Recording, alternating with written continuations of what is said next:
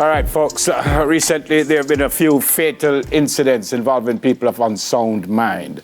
How can we stop these incidents from happening? With us now to have discussion is consultant psychiatrist and our good friend, Dr. Geoffrey Walcott. Dr. Walcott, morning, sir. Welcome to Smile. Morning. Yeah.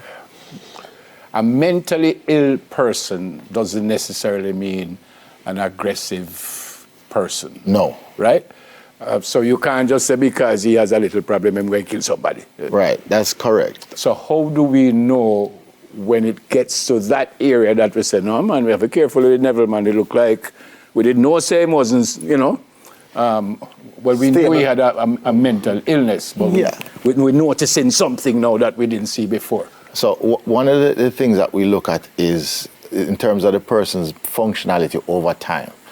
And there are specific things that have been associated with acts of violence with persons with mental disorder. The more common one we are well aware of is the issue of substance abuse. And in fact, substance abuse is associated with violence whether or not you have comorbid mental illness. So we know that's one.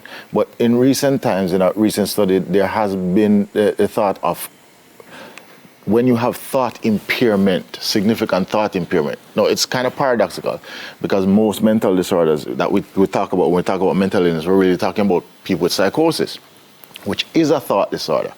But there are two aspects of your thinking that you can have affected. Your thought content, which is how you perceive the environment and how you interpret it, but your thought processes can be affected when the illness becomes severe or there is what you call continuous illness.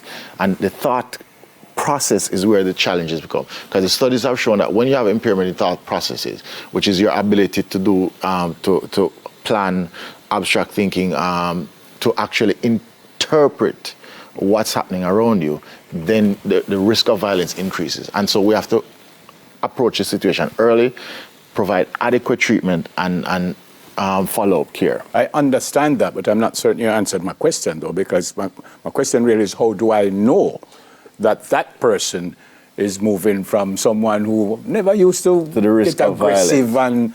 and violent, and then all of a sudden, you know, because if I see a mentally ill person on the road, I'd usually not go around and hide. I just know that he's not well. I go by him and I go about my business. But now you're thinking that it might just turn around and see me and fling a stone or lick me with something. How do I know that the person has moved from one level to the other? Well, in the terms of the situation, you look for signs of agitation, shouting, gesticulations that are aggressive, and also if you see that the person is not really responding to the cues. Because when you have persons who are psychotic, even when they're actively sick, they can still respond. It's just that their interpretation may be a little different, but they can still engage. When that is lost, the behavior becomes unpredictable. Okay. Which kind of answered my next question, because I wanted to know, for example, like family members, you know, people who are familiar with the individual, they would know or see certain changes, but then once you identify those changes in a family member or someone with whom you're familiar, what's the next step? How do you treat with them? So one of the main things that has happened over the past 40 or so years is that we've had an expansion in access to mental health services. Almost every health center or general hospital has a mental health team assigned that you can have access to. And it's always important that when you're recognizing the changes that suggest that the person's behavioral pattern has shifted, to actually reach out and make contact with the team, because they can do several things. One, they can see them as an outpatient in the clinic services, but they also have what we call crisis team management that will actually go and intervene at the home of the patient if it becomes a big enough crisis.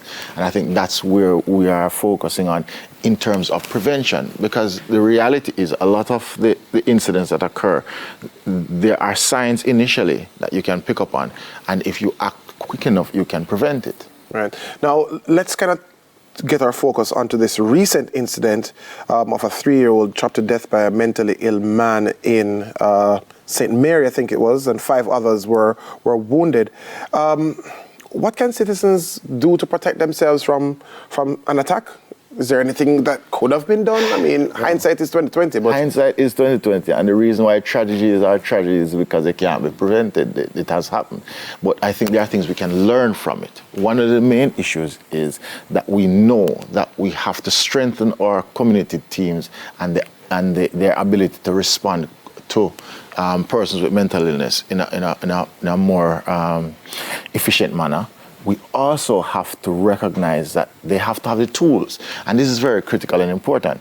When you look at some of the studies, especially when it relates to schizophrenia, there's good and bad news. Good news is that when you have persons with psychosis who are compliant with their medication, no matter what it is, the chance of relapse is almost 3%. In other words, they stay well for 1 to 2 years.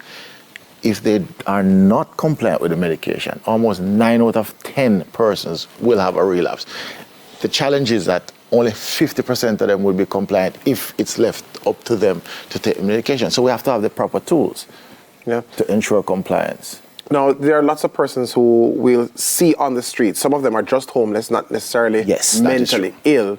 But what would your recommendation be? Because the truth is, if this gentleman was not in a public space in the way he was, then it's likely that this incident would not have happened, right? But what say you on that bit? So again, there are different organizations and institutions that are dealing with and addressing some of the issues with regards to the homeless. But one of the things that we recognize early is that the homeless situation is multifaceted, and therefore the approach has to be very collaborative between several organizations. Because the other issue, we mentioned one of the main risk factors, the substance abuse issues, that's also a major problem in the homeless population.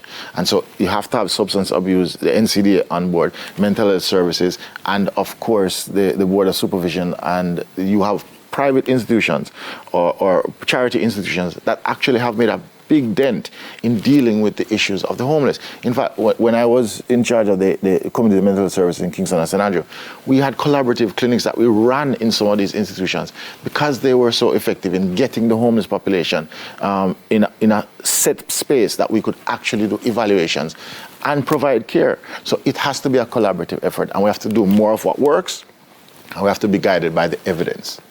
Thanks for coming, sir. Good to That was a pleasure. As always. Consultant psychiatrist, Dr. Geoffrey Walcott. After the break, we have a chat with the outgoing High Commissioner of Canada to Jamaica.